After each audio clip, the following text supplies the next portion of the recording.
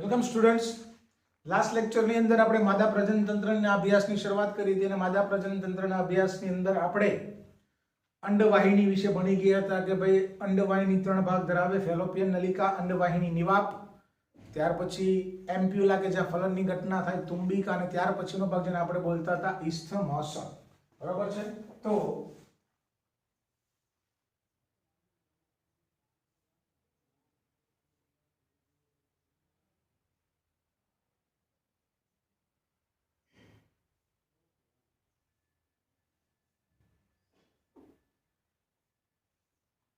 માદા પ્રજનન તંત્રના અભ્યાસની આપણે વાત કરી રહ્યા હતા.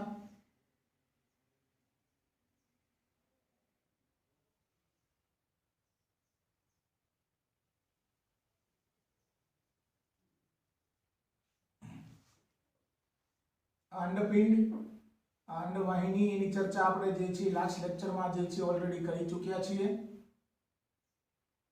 બરાબર? અંડપિંડ, અંડવાહિની. આજે આપણે વાત કરવાની જે છે આની વાત આપણે કરી ગયા. અંડવાહિની, બરાબર છે? આ જે પોર્શન જે છે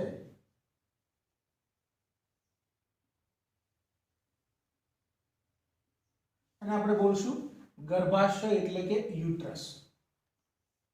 ગર્ભાશય. તો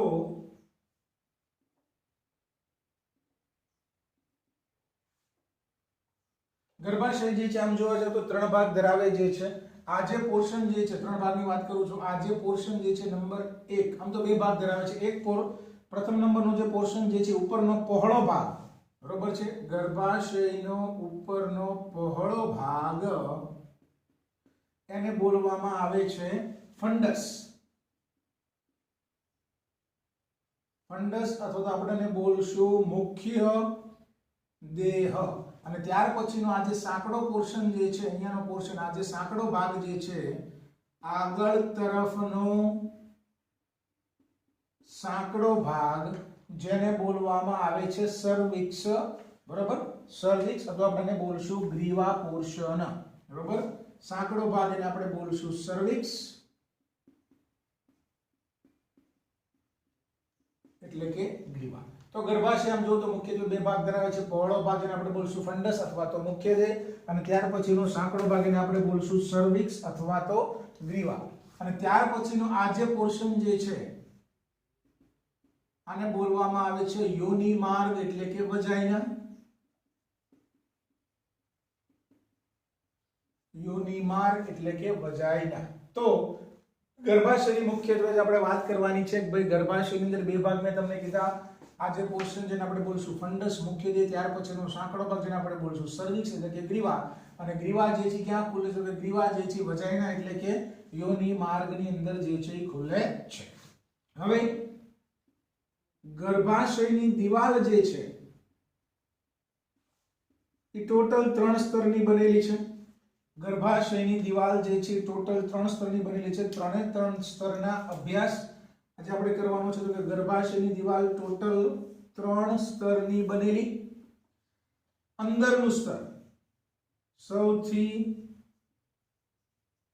અંદરનું સ્તર, ત્યાર પછી મધ્ય સ્તર અને બહારનું સ્તર. તો ગર્ભાશયની દિવાલ ટોટલ 3 સ્તરની બનેલી છે. અંદરનું સ્તર, મધ્ય સ્તર અને બહારનું સ્તર. અંદરનું સ્તર જે છે એને બોલવામાં આવે છે એન્ડોમેટ્રિયમ. એન્ડોમેટ્રિયમ ગુજરાતીમાં આપણે એને બોલશું શ્લેષ્મ સ્તર. યુટ્રસની મધ્ય દિવાલ જે છે, મધ્ય સ્તર જે છે, એને બોલવામાં આવે છે માયોમેટ્રિયમ.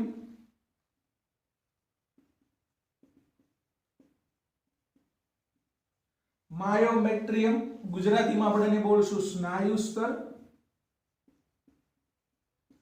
અને સૌથી બહારનું સ્તર જે છે એને આપણે બોલશું પેરીમેટ્રિયમ. સૌથી બહારનું સ્તર જે છે એને બોલવામાં આવે છે પેરીમેટ્રિયમ.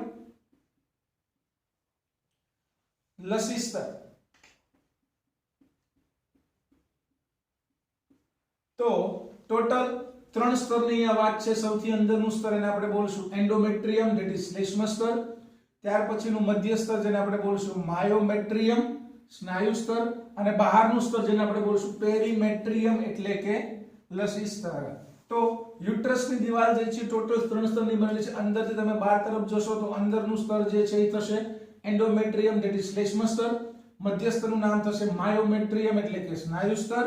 અને સૌથી બહારનું સ્તર જેને આપણે બોલશું પેરીમેટ્રિયમ એટલે કે લસી સ્તર. તો વન બાય વન આપણે એક એક સ્તરની લાક્ષણિકતાઓ વિશે ભણવાનું છે. તો પહેલા વાત કરીએ સૌથી અંદરનું સ્તર અને મહત્વનું સ્તર જેને આપણે બોલશું એન્ડોમેટ્રિયમ. તો સ્તંભાકાર અધિચ્છદીય પેશીનું બનેલું.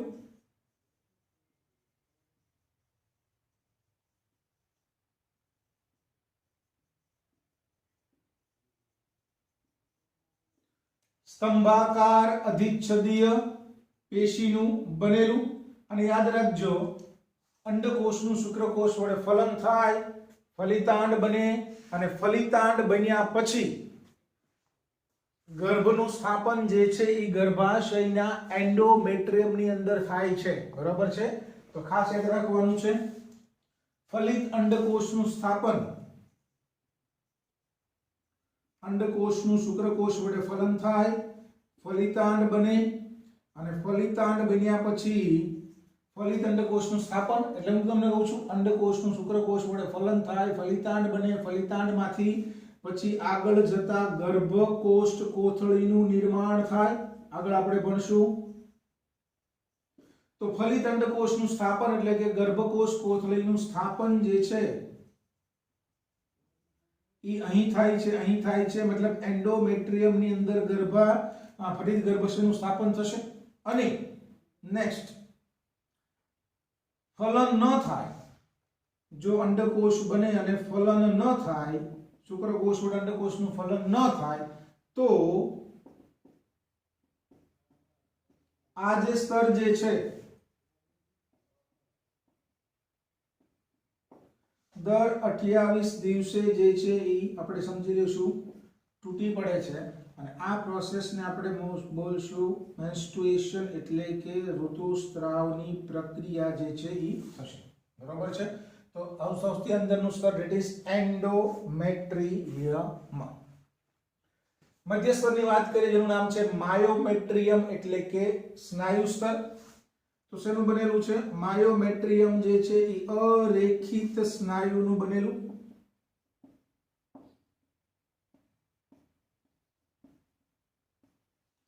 અને ખાસ યાદ રાખવાનું છે મધ્ય સ્તર જે છે જે માયોમેટ્રિયમ જે છે એ પ્રસૂતિની પ્રક્રિયા દરમિયાન મહત્વનો ભાગ ભજવે છે. એટ ધ ટાઈમ ઓફ ડિલિવરીની પ્રોસેસ જ્યારે થતી હોય, બરોબર, બાળકના જન્મની પ્રક્રિયા, પ્રસૂતિની પ્રક્રિયા જ્યારે થતી હોય ત્યારે પ્રસૂતિની પ્રક્રિયા દરમિયાન માયોમેટ્રિયમ જે છે એ મહત્વનો ભાગ ભજવે છે. શું થશે? તો ખાસ યાદ રાખવાનું છે પ્રસૂતિની પ્રક્રિયા દરમિયાન એક અંતઃસ્ત્રાવ આવશે, એનું નામ છે ઓક્સિટોસિન. ઓક્સિટોસિન જે છે એ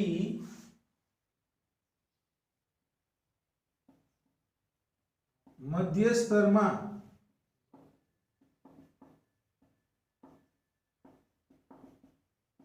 સંકોચન વિકોચનની પ્રક્રિયાને પ્રેરે છે. બરોબર છે? ઓક્સિટોસિન ક્યાંથી આવશે, પ્રસૂતિની પ્રક્રિયા કેવી રીતે થશે એની વાત આપણે આગળ કરીશું. પણ અત્યારે ખાલી તમારે યાદ રાખવાનું છે કે પ્રસૂતિની પ્રક્રિયા દરમિયાન ભાગ ભજવતું ગર્ભાશયનું સ્તર કયું? તો આન્સર ઇઝ માયોમેટ્રિયમ.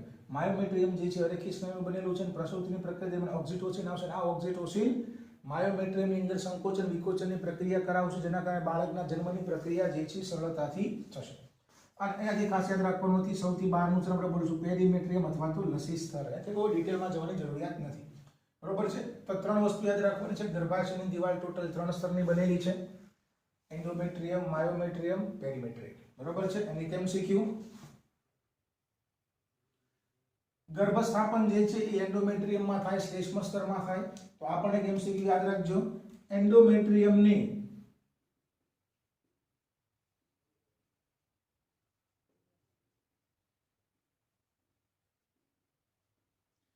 એન્ડોમેટ્રિયમને ગર્ભસ્થાપન માટે તૈયાર કરવાનું કાર્ય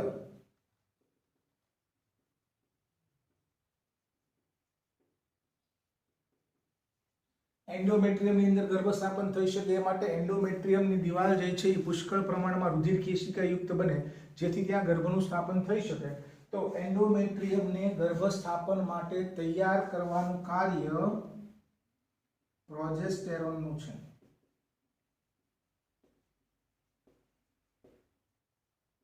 યાદ રાખજો, આગળ પણ આપણે ભણશું.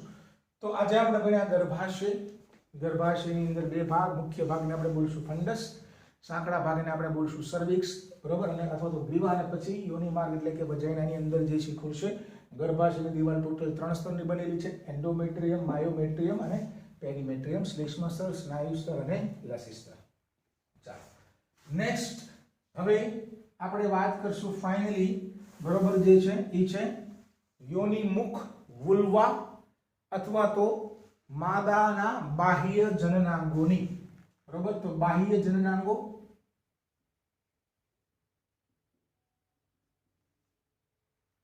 બાહ્ય જનનાંગો અથવા તો યોનિમુખ અથવા તો આપણે બોલશું વુલ્વા. માદા પ્રજનન તંત્રની અંદર કયા કયા બાહ્ય જનનાંગો હોય એની આપણે વાત જે છે કરીશું. તો પ્રથમ જે છે બાહ્ય જનનાંગની અંદર મોન્સ પ્યુબિસ અથવા તો એને બોલવામાં આવે છે મોન્સ વેનેરિસ. મોન્સ પ્યુબિસ અથવા તો આપણે બોલશું મોન્સ વેનેરિસ. મોન્સ પ્યુબિસ, મોન્સ વેનેરિસ બાહ્ય જનનાંગોની વાત કરું છું તો મોન્સ પ્યુબિસ જે છે એ ઉપરના ભાગે આવે, બરોબર.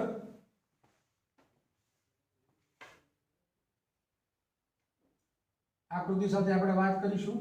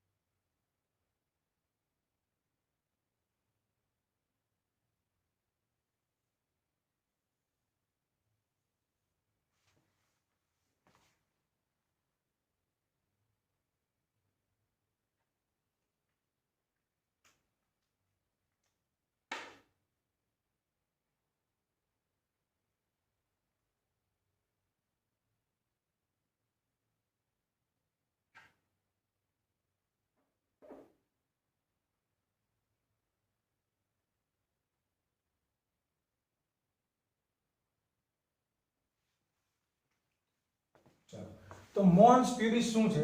તો કે તે બાહ્ય જનનાંગોની વાત આપણે કરી રહ્યા છીએ. મોન્સ પ્યુબિસ અથવા તો મોન્સ વેનેરિસ, તો તે અધોત્વચીય સંયોજક પેશી એટલે કે ઉપરના ભાગે, યાદ રાખજો, ઉપરના ભાગે આવેલી મેદપૂર્ણ પેશીની બનેલી, મેદપૂર્ણ પેશીની બનેલી ગાદી જેવી રચના, ઉપરના ભાગે આવેલી મેદપૂર્ણ પેશીની બનેલી ગાદી જેવી રચના છે જે પ્યુબિક વાળ ધરાવે છે.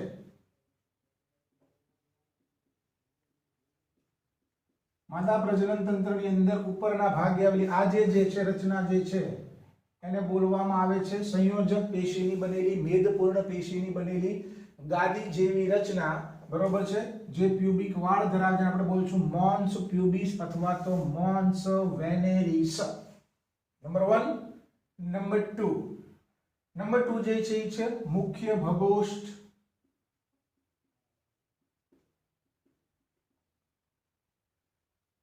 અને આપણે બોલશું લેબિયા મેજોરા. મુખ્ય ભગોષ્ઠ. તો આ જે રચના જે છે ડોટેડ લાઈન વડે આપણે જે આ સાઈડ અને આ સાઈડ દર્શાવેલી છે, આ જે રચના જે છે એને બોલવામાં આવે છે લેબિયા મેજોરા, મુખ્ય ભગોષ્ઠ.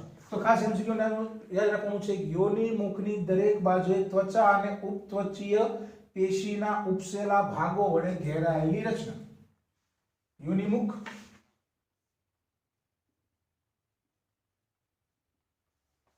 આ જે છે એ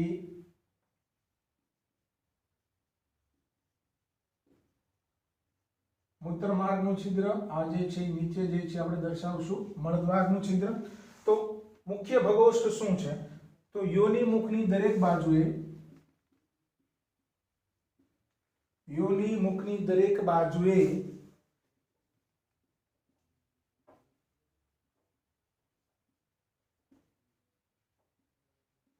ત્વચા કે ઉપત્વચીય પેશીના ઉપસેલા ભાગો વડે ઘેરાયેલી રચના.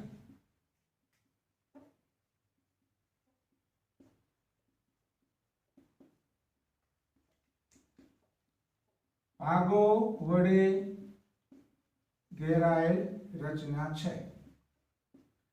અને એમસીક્યુ માટે, નીટ માટે તમારે યાદ રાખવાનું છે, પ્રશ્ન જે છે એ એક્ઝામની અંદર જે છે એ પૂછાઈ શકે છે કે નરની અંદર શુક્રપિંડ વૃષણ કોથળીમાં જોવા મળે, બરોબર છે. તો નરની અંદર વૃષણ કોથળી, તો માદાની અંદર નરના વૃષણ કોથળીને સમાન રચના કઈ છે? તો આન્સર તમારે યાદ રાખવાનો છે, ધેટ ઇઝ મુખ્ય ભગોષ્ઠ, ધેટ ઇઝ લેબિયા મેજોરા. યાદ રાખજો એમસીક્યુ માટે, તે નરની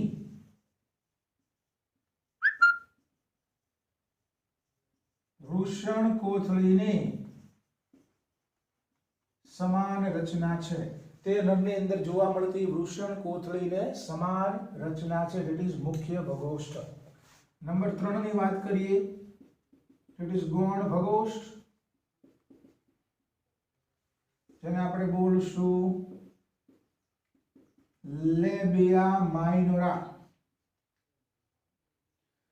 તો આ જે છે મુખ્ય ભગોષ્ઠની અંદર આવેલી બીજી ગળીમય રચના, બીજી પેશીમય રચના, એને આપણે બોલશું ગૌણ ભગોષ્ઠ, લેબિયા માઇનોરા. બરોબર છે. તો તેઓ બે મુખ્ય ભગોષ્ઠમાં આવેલી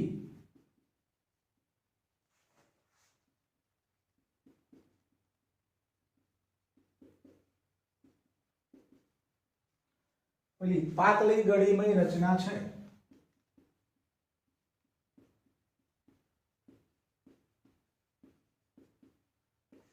બરોબર. આગળ વધીએ. એક એમસીક્યુ યાદ રાખવાનો છે પરીક્ષા માટે. નીચેનો ભાગ યાદ રાખજો, અહીંયા તેઓ નીચેના ભાગે, તેનો નીચેનો ભાગ મધ્ય ભાગથી જોડાઈને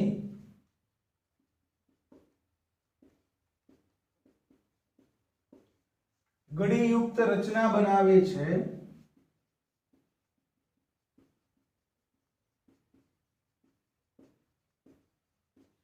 નીચેનો ભાગ અહીંયાથી, નીચેનો ભાગ અહીંયા જોડાઈને આ જે ગળીયુક્ત રચના બનાવે છે, આ ગળીયુક્ત રચનાને બોલવામાં આવે છે ફોરચેટ. શું બોલવામાં આવે છે?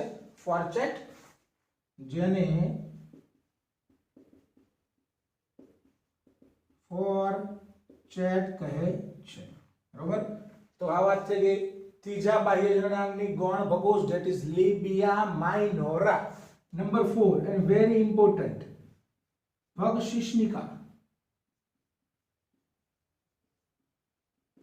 જેને અંગ્રેજીમાં બોલવામાં આવે છે ક્લિટોરિસ.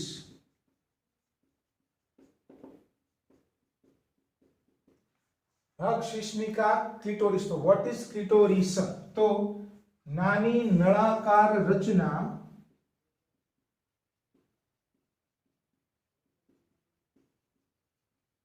નાની નળાકાર રચના જે બે ગૌણ ભગોષ્ઠના સંયોજનથી બને છે.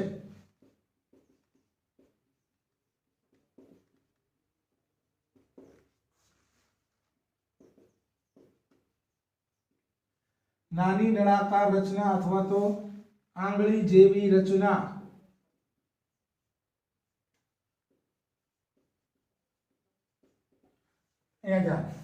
બંને આ જે ગૌણ ભગોષ્ઠ છે એના જોડાણથી અહીંયા બનતી, ઉપરના ભાગે બનતી આ જે આંગળી જેવી રચના જે છે આને બોલવામાં આવે છે ક્લિટોરિસ.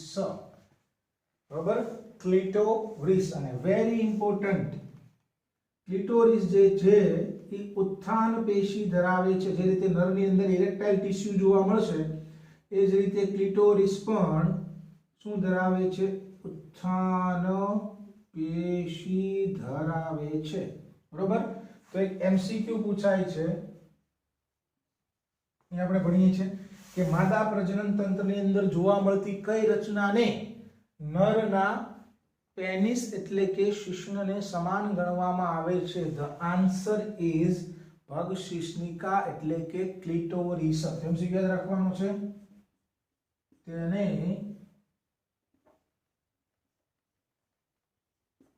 નરના શિશ્નને સમાન ગણવામાં આવે છે. પણ એક બાબતે બંને અલગ પડે છે. કઈ બાબતે બંને સમાન છે? તો કે ભાઈ શિશ્ન પણ ઉત્થાન પેશી ધરાવે છે, ઇરેક્ટાઇલ ટિશ્યુ ધરાવે છે, અને ભગશિશ્નિકા ક્લિટોરિસ પણ ઇરેક્ટાઇલ ટિશ્યુ ધરાવે છે, ઉત્થાન પેશી ધરાવે છે, એટલે બંનેને આપણે સમાન ગણશું. પણ તે મૂત્રજનન માર્ગના અભાવે શિશ્નથી અલગ પડે છે, બરોબર. નરની અંદર શિશ્નની અંદર પણ ઉત્થાન પેશી હશે, ક્લિટોરિસ પણ ઉત્થાન પેશી ધરાવે છે, પણ શિશ્નની અંદર મૂત્રજનન માર્ગ હોય છે, ક્લિટોરિસની અંદર કોઈ મૂત્રજનન માર્ગ હોતો નથી. તો કઈ બાબતે સમાન છે? તો કે ઉત્થાન પેશી ધરાવે છે બાબતે બંને સમાન છે. પણ પરીક્ષામાં પૂછાય છે કે માદા પ્રજનન તંત્રની અંદર જોવા મળતી કઈ રચનાને નરના શિશ્નને સમાન ગણવામાં આવે છે? ક્લિટોરિસ. શું કામ? તો કે બંને ઉત્થાન પેશી ધરાવે છે, બંને ઉત્થાન પેશી ધરાવે છે એટલે સમાન છે. પણ નરની અંદર શિશ્નની અંદર મૂત્રજનન માર્ગ હોય છે, ક્લિટોરિસની અંદર કોઈ મૂત્રજનન માર્ગ હોતો નથી, બરોબર છે. તો આ વાત થઈ ગઈ માદા પ્રજનન તંત્રના બાહ્ય જનનાંગોની. આ જે છે આપણે બોલશું મોન્સ પ્યુબિસ, મોન્સ વેનેરિસ. મુખ્ય ભગોશ, મુખ્ય ભગોશની અંદર આવેલી ગૌણ ભગોશ, નીચે ફોર્ચેટ, ઉપર ક્લિટોરિસ, અને આ થશે યોનિ મુખ, બરોબર છે. તો 1, 2, 3 અને 4 જ્યાં જ્યાં મેં તમને એમસીક્યુ ની વાત કરી, દરેક એમસીક્યુ પરીક્ષામાં જે છે પૂછાઈ શકે એવો છે. દરેક એમસીક્યુ તમારે પ્રોપરલી જે છે એ યાદ રાખવાનો છે. ત્યાર પછી એક્સ્ટ્રા કે યોનિ મુખમાં કયા પ્રકારના છિદ્રો ખુલશે? તો કે ભાઈ મૂત્રજનન માર્ગનું છિદ્ર હશે, યોનિ દ્વારનું છિદ્ર હશે, બરોબર, અને એક હશે બાર્થોલિન ગ્રંથિનું છિદ્ર. તો યાદ રાખવાનું છે બાર્થોલિન ગ્રંથિ, જેને આપણે અગાઉ વાત કરી હતી. નરની અંદર જોવા મળતી સહાયક માદાની અંદર જોવા મળતી સહાયક પ્રજનન ગ્રંથિમાં સ્તન ગ્રંથિ અને બીજી છે બાર્થોલિન ગ્રંથિ. પહેલો એમસીક્યુ, બાર્થોલિન ગ્રંથિને માદાની અંદર જોવા મળતી બાર્થોલિન ગ્રંથિને નરની કાઉપર ગ્રંથિને સમાન ગણવામાં આવે છે. એમસીક્યુ પણ ઘણી બધી વાર પૂછાઈ ગયો છે. કાઉપર ગ્રંથિનું બીજું નામ આપને ખબર છે બલ્બોયુરેથલ ગ્રંથિ. તો માદાની અંદર જોવા મળતી બાર્થોલિન ગ્રંથિને નરની કાઉપર ગ્રંથિ એટલે કે બલ્બોયુરેથલ ગ્રંથિને સમાન ગણવામાં આવે છે. એક એમસીક્યુ, કારણ કે બાર્થોલિન ગ્રંથિ જે છે એ જાતીય ઉત્તેજના દરમિયાન બેઝિક પ્રવાહીનો સ્ત્રાવ કરે છે.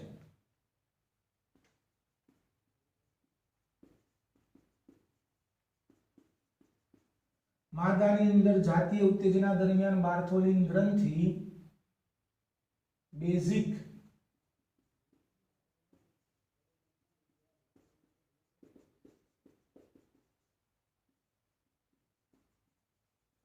પ્રવાહીનો સ્ત્રાવ કરે છે. તો અહીંયા આપણે માદા પ્રજનન તંત્રની રચનાઓ વિશે પૂર્ણ જાહેર કરીએ છીએ. જે રીતે આપણે નર પ્રજનન તંત્રની રચનાઓ ભણ્યા તે રીતે આપણે ભણ્યા માદા પ્રજનન તંત્રની રચના. હવે આપણે ભણશું અંડકોષ જનન એટલે કે અંડપિંડમાંથી અંડકોષના નિર્માણની પ્રક્રિયા કેવી રીતે થશે. તો આજના લેક્ચરની અંદર આપણે ગર્ભાશયની દિવાલના સ્તરો અને બાહ્ય જનનાંગોની અંદર, બરોબર, ઉપરની બાજુએ આવેલું મેદ પેશીનું બનેલું ઓશિકો પ્યુબિક વાળ ધરાવતી રચના આપણે બોલશું મોન્સ પ્યુબિસ, મોન્સ વેનેરિસ. ત્યાર પછી મુખ્ય ભગોશ, ગૌણ ભગોશ, નીચે ફોર્ચેટ, બંને બાજુના ગૌણ ભગોશથી ઉપર બનતી આંગળી જેવી રચના આપણે બોલશું ક્લિટોરિસ. ક્લિટોરિસ નરના શિશ્નને સમાન છે, બરોબર. ત્યાર પછી બાર્થોલિન ગ્રંથિ, અને આ સ્ટેટમેન્ટ પણ તમારે નીટ માટે યાદ રાખવાનું છે. તો કે લખેલું છે આપણે ઓલરેડી કે બાર્થોલિન ગ્રંથિને નરની કાઉપર ગ્રંથિ એટલે કે બલ્બોયુરેથલ ગ્રંથિને સમાન ગણવામાં આવે છે. તો આની સાથે આપણે માદા પ્રજનન તંત્રનો અભ્યાસ જે છે પૂર્ણ જાહેર કરીએ છીએ. હવે શું ભણીશું? તો તો કે હવે આપણે જે છે અંડપિંડમાંથી અંડકોષ જનનની પ્રક્રિયા કેવી રીતે થશે એના વિશે ચર્ચા કરીશું. ત્યાં સુધી વિડીયોને જોતા રહ્યો, લાઈક કરજો, શેર કરજો, બોર્ડ વર્કની બુક બનાવતા રહેજો અને કોઈ પ્રોબ્લેમ હોય તો મને ફોન કરીને પૂછતા રહેજો. મળીએ નેક્સ્ટ લેક્ચરની અંદર અંડકોષ જનનના અભ્યાસની સાથે.